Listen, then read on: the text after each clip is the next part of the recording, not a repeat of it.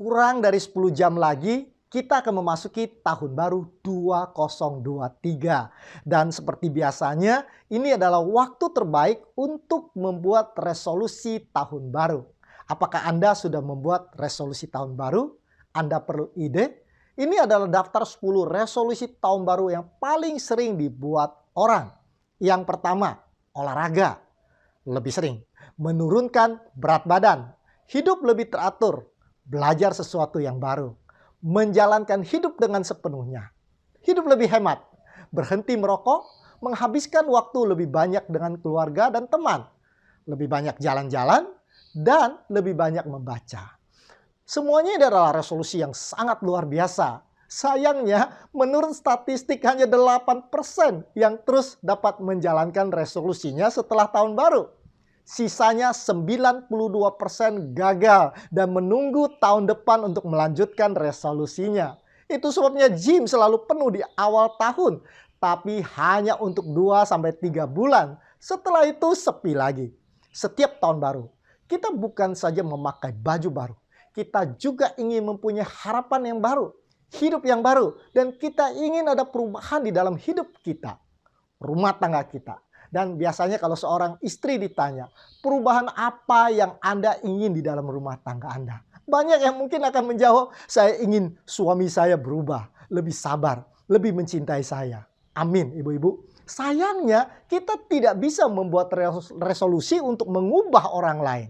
Namun Tuhan dapat memberikan kita kekuatan dan hikmat untuk merubah diri kita sendiri. Dan ketika kita berubah, lingkungan kita juga ikut berubah. Rumah tangga kita juga berubah. Dan suami kita, istri kita akan ikut berubah.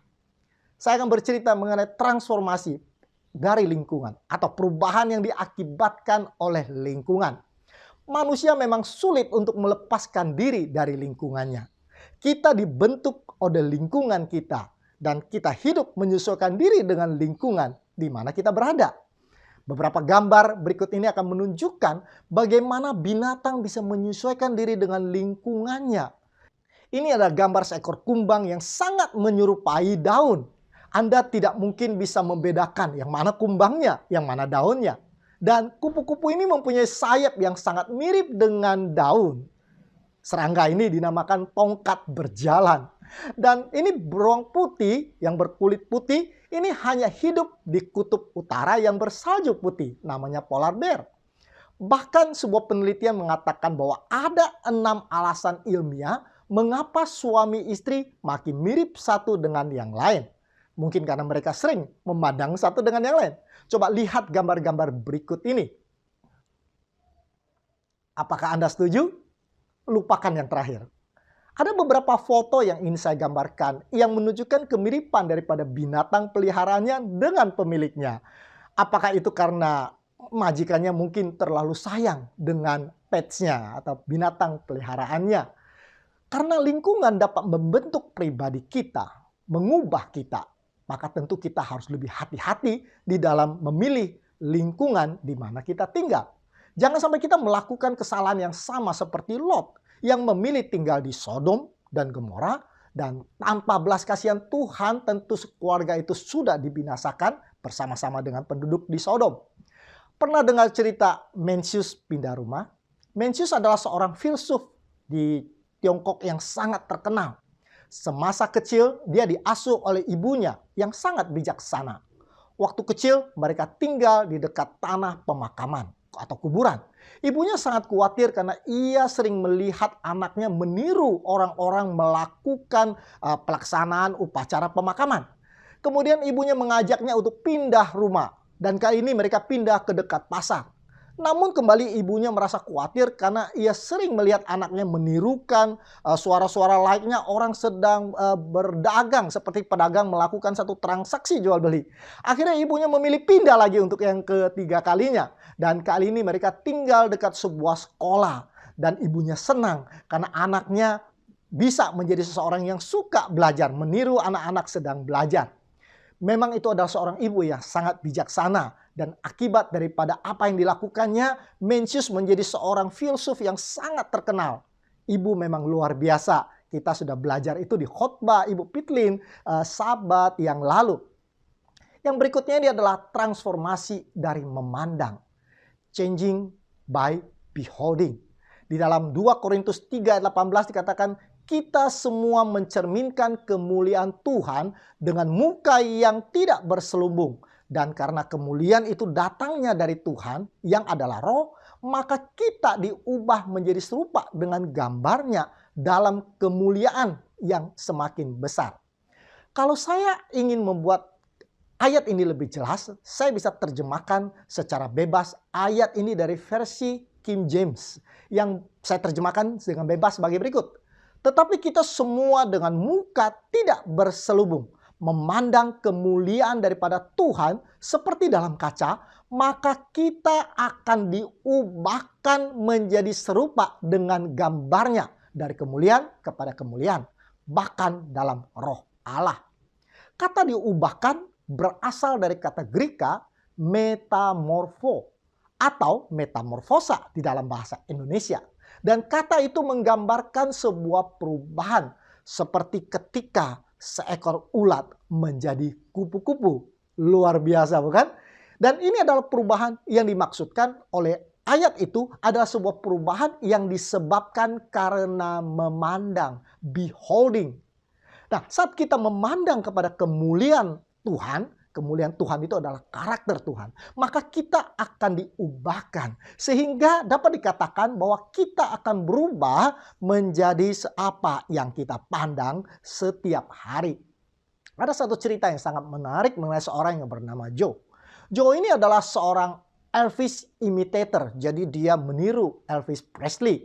Jadi sejak kecil dia sangat mengagumi Elvis Presley. Usia 18 tahun dia menonton pertunjukan Elvis menyanyi. Lalu kemudian dia melihat wanita-wanita itu histeris melihat Elvis sedang manggung. Dan ketika itulah dia bertekad untuk menjadi seperti Elvis Presley. Dia potong rambutnya dengan gaya seperti Elvis Presley. Dia menonton film Elvis ketika ada di dalam bioskop, dia menonton dan kemudian dia bersembunyi di bawah jok bioskop supaya ketika film itu berakhir dia bisa menonton lagi yang kedua kalinya dan ketiga kalinya dan seterusnya. Kamarnya penuh dengan poster Elvis. Dia berbicara seperti Elvis, dia menyanyi seperti Elvis, dia berpakaian seperti Elvis. Dan saat Elvis Presley meninggal dunia, dia diundang menjadi imitator dari Elvis. Dia menghasilkan banyak uang dan menjadi Elvis palsu. Namun di akhir hidupnya, dia mengatakan bahwa saya telah menyia-nyiakan hidup saya dengan mengikuti seorang yang tidak mempunyai nilai. Joe menyesal karena telah salah memilih orang untuk dipandangnya. Saudara sekalian, siapakah yang saudara pandang sepanjang tahun 2022? Siapakah idola saudara di dalam hidup ini? Apakah bintang film, orang kaya, sultan? Apakah orang yang berpengaruh, yang punya banyak materi, orang yang punya rumah mewah atau mobil mewah? Atau kita akan memilih untuk memandang Kristus dan menyerupai Dia? Changing by beholding, memandang dan berubah. Jadi sebagaimana Elvis telah mengubah Joe dalam setiap aspek hidupnya, kita dapat izinkan Kristus mengubah hidup kita di dalam semua aspek hidup kita. Di tahun 2023, mari kita mulai meniru Kristus dalam segala hal. Mari kita bangun membaca firman Tuhan sebagaimana Kristus membaca firman Tuhan. Mari kita berbicara dengan penuh kasih sebagaimana Kristus berbicara penuh dengan kasih. Mari kita memaafkan sebagaimana Kristus memaafkan. Mari kita mengasihi sebagaimana Kristus mengasihi. Saat kita menjadi serupa dengan Kristus, kita akan menjadi serupa dengan Allah Bapa dan kita akan berkenan kepadanya. 1 Korintus 15 ayat 49 dikatakan sama seperti kita telah memakai rupa yang alami. King James Version menerjemahkan sebagai rupa duniawi. Demikian pula kita akan memakai rupa yang sorgawi. Saat kita meniru karakter Kristus, kita akan merubah karakter kita dari karakter duniawi menjadi karakter sorgawi. So sekalian, pada awal penciptaan, manusia diciptakan sesuai dengan image dari Tuhan atau petah Allah. Kita mirip dengan Tuhan dalam sifat dan tabiat. Tetapi karena manusia telah jatuh ke dalam dosa, maka sifat dan tabiat Allah mulai hilang dari manusia. Dan setan menanamkan benih-benih sifat buruk di dalam hati manusia seperti iri hati, pendendam, pemarah, saling menyalahkan dalam rumah tangga. Adam menuduh Hawa, Hawa menuduh ular, dan kemudian kita menyaksikan pertikaian antar saudara. Kain membunuh Habil, dan manusia semakin jahat. Dan karena kehilangan kemuliaan Allah, maka kita tidak bisa lagi berbuat sesuatu yang baik. Karena kita tidak lagi memandang wajah Allah. Sedangkan wajah Allah menggambarkan karakter Allah yang adalah kasih. Sehingga kasih pun sudah memudar dari sifat manusia. Apakah Allah sedih dengan kondisi manusia seperti itu? Pasti. Apakah Allah akan diam saja? Tentu tidak. Allah lalu membuat sebuah rencana yang disebut rencana restorasi. Allah harus mengambil atau mengembalikan petanya, karakternya kepada manusia ciptaannya. Bagaimana caranya? Allah harus mengirim seorang yang secara fisik dapat dilihat oleh manusia. Supaya pada saat manusia melihat, memandang utusannya, dan dengan memandangnya kita kemudian berubah. Berubah menjadi kembali serupa dengan peta Allah. Jadi seluruh proses keselamatan, seluruh proses isi Alkitab ini adalah satu proses restorasi peta Allah, peta manusia kembali kepada peta Allah. Apakah peta Allah itu? Itu adalah sifat Allah yang penuh kasih. Oleh karena itu, oknum yang dikirim oleh Allah itu tentu tidak bisa sembarangan.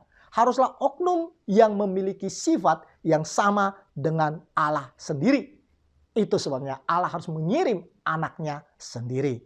Roma 8 ayat 29 dikatakan, sebab semua orang yang dipilihnya dari semula, mereka juga ditentukan dari semula. Untuk menjadi apa? Menjadi serupa dengan gambaran anaknya. Supaya ia, anaknya itu, menjadi yang sulung di antara banyak saudara. Kristus datang untuk menjadi model. Kehidupannya, ucapannya, tindakannya adalah peta Allah yang hilang. Karakter Allah yang hilang dari kita.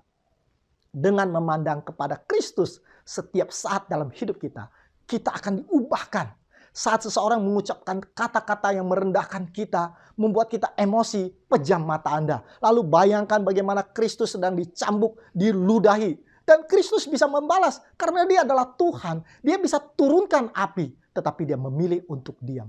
Pemandangan ini akan mengubah kita menjadi lebih lemah lembut. Sebagai gantinya membalas perbuatan orang. Saat kita sulit mengampuni karena sakit hati, difitnah, diperlakukan tidak adil. Namun karena kita memandang kepada Yesus yang mengatakan, ya Bapa, ampunilah mereka sebab mereka tidak tahu apa yang mereka perbuat. Pemandangan ini akan mengubah kita menjadi lebih mudah memaafkan orang lain. Pandanglah Yesus. Jadikanlah dia model. Jadikanlah dia partner. Jadikanlah dia penasehat kita di tahun 2023 yang akan datang sebentar lagi.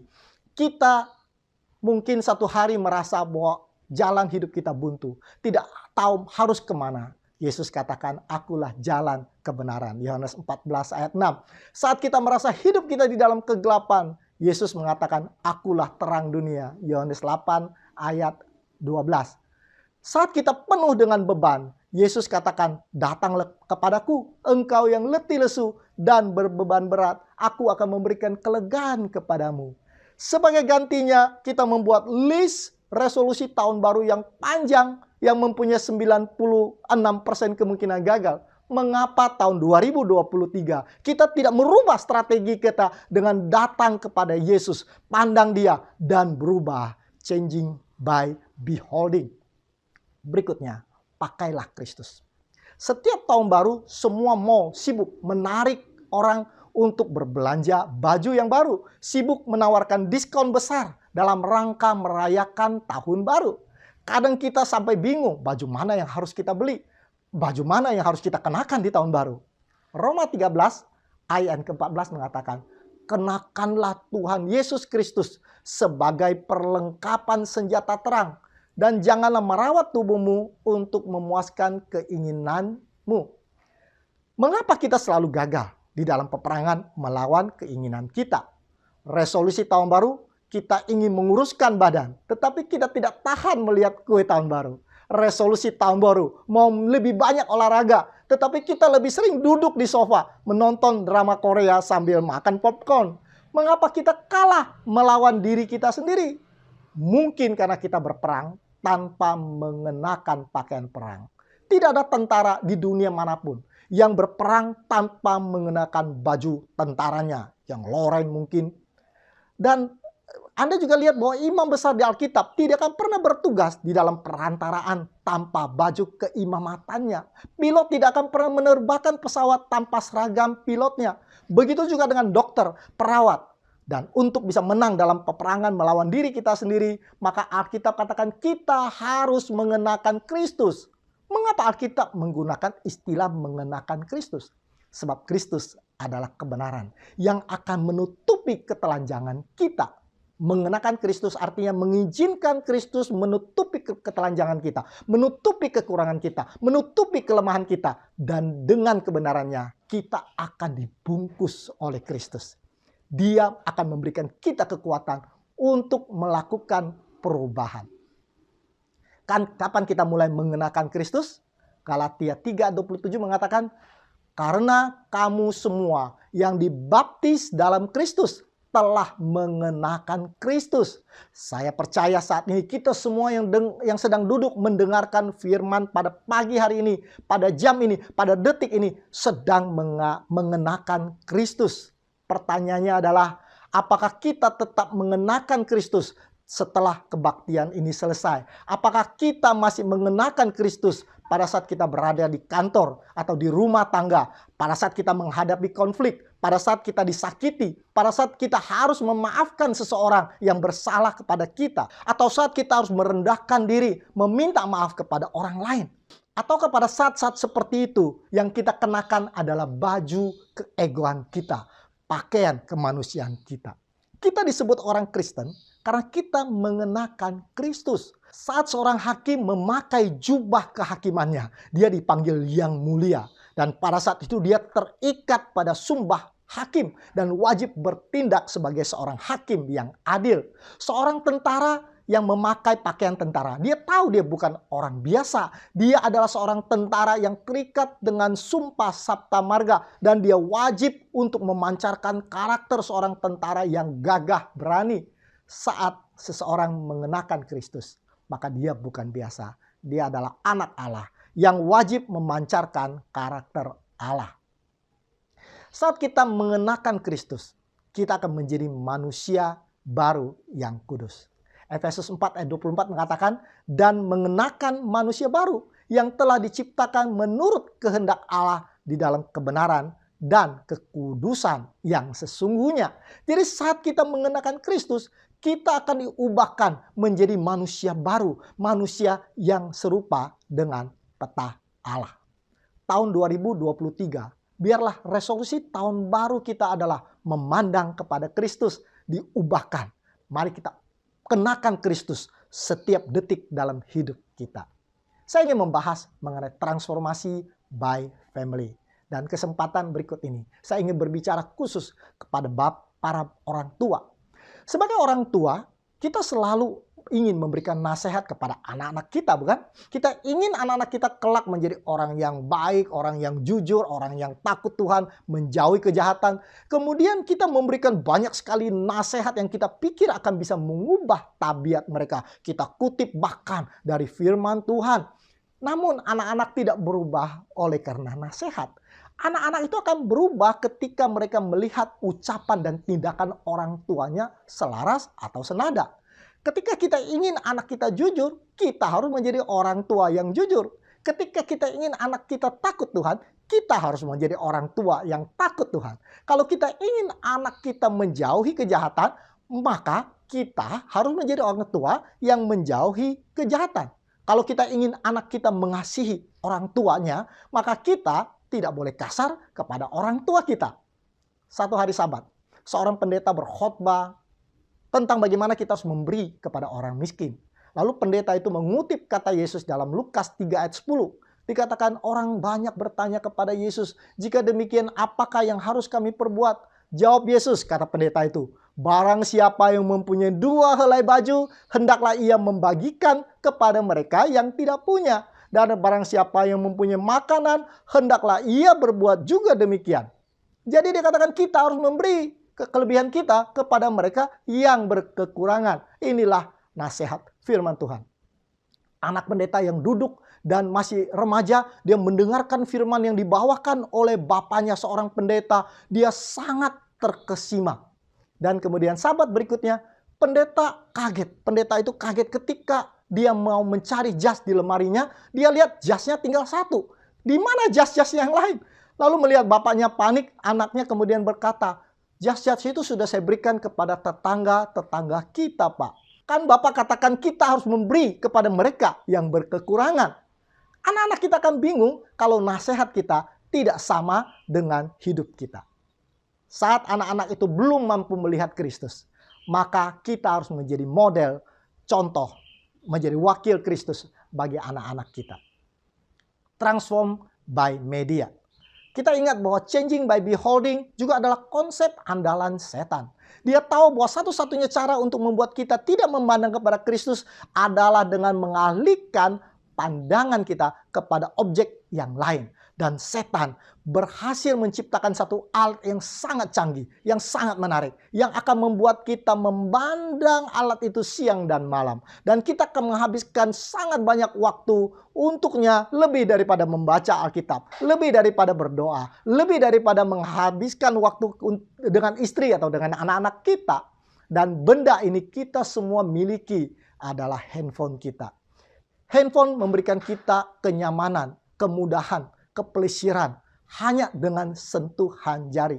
Anda tidak perlu lagi ke kantor pos beli perangko untuk mengirim surat, mengirim berita. Anda tidak perlu ke bank untuk transfer uang, tidak perlu ke bioskop hanya untuk menonton film. Anda tidak perlu keluar rumah untuk hangout dengan teman-teman. Bahkan kita tidak perlu ke gereja untuk berbakti.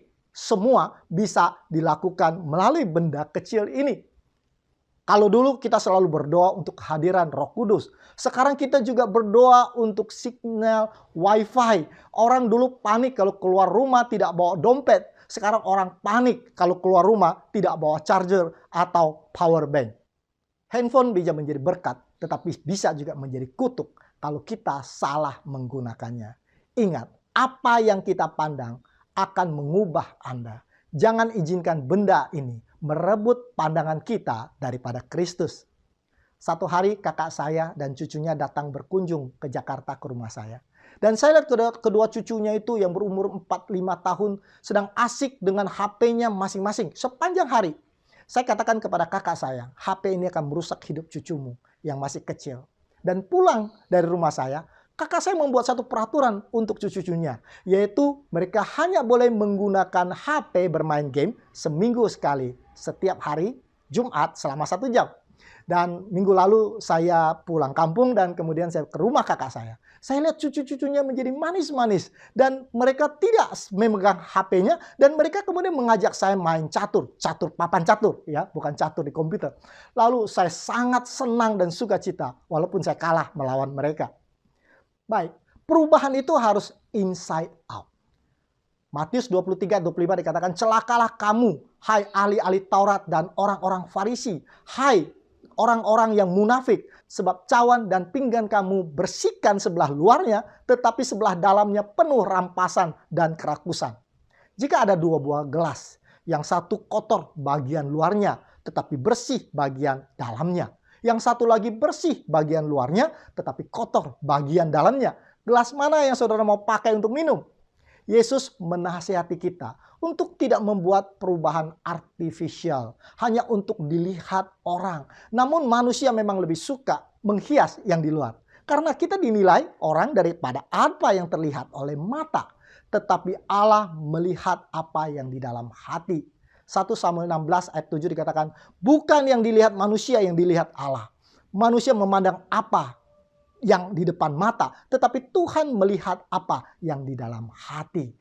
Kita ingin dilihat orang bahwa kita adalah orang baik. Karena itu kita berbuat baik dan sangat tergoda untuk memamerkan kebaikan kita kepada manusia. Firman Tuhan mengatakan, tangan kanan memberi, tangan kiri jangan tahu. Supaya kita tidak mencari pujian di dalam perbuatan baik kita. Dan jika yang memberi itu adalah sungguh-sungguh dari hati, maka kita akan memberi dengan diam-diam dan tidak ada orang tahu, dan mungkin kita juga tidak perlu orang tahu. Walaupun mungkin ada orang yang mengatakan kita ini pelit karena dia tak tahu kita memberi. Namun lebih baik menyenangkan hati Tuhan yang melihat hati daripada menyenangkan manusia yang melihat luar. Tahun 2022 akan segera berlalu. Ada 54 khotbah sudah kita dengarkan sepanjang tahun 2022. Apakah khotbah-khotbah itu sudah mengubah kita menjadi orang yang lebih baik, menjadi orang yang lebih sabar, menjadi orang yang lebih mengasihi, menjadi orang yang lebih mampu mengampuni, menjadi orang yang penuh dengan damai sejahtera? Apakah kita sudah memandang Kristus sepanjang tahun 2022? Apakah kita sudah mengenakan Kristus? Jika belum, maukah saudara membuat resolusi yang baru di tahun 2023 untuk menjadikan Kristus sebagai idola kita dan untuk memandangnya setiap hari? Anak saya, Yonatan, akan menyanyikan sebuah lagu yang berjudul Pandanglah pada Yesus.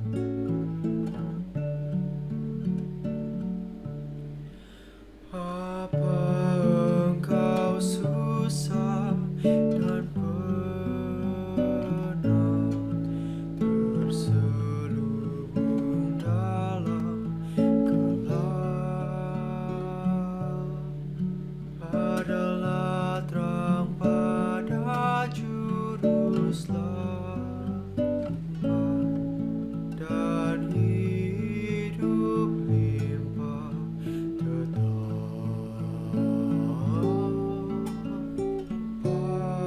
Pandanglah pada Yesus, lihat wajahnya yang mulia, dan lenyaplah kesenangan dunia dalam terang kemuliaan-Nya.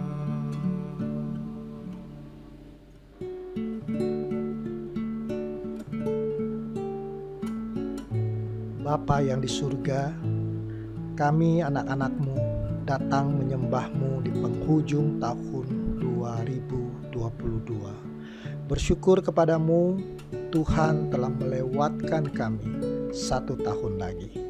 Ketika kami memandang ke belakang, kami melihat banyak pergumulan, namun Engkau tidak pernah meninggalkan kami sendirian. Karena itu Bapa, di tahun 2023 kami ingin belajar untuk memandang Yesus, agar wajah kemuliaan-Mu menerangi kami dan kami boleh diubahkan. Kami serahkan hidup kami di tangan pengasihan-Mu dan pimpin kami sampai ke seberang ya Bapa. Di dalam nama Tuhan Yesus. Amin.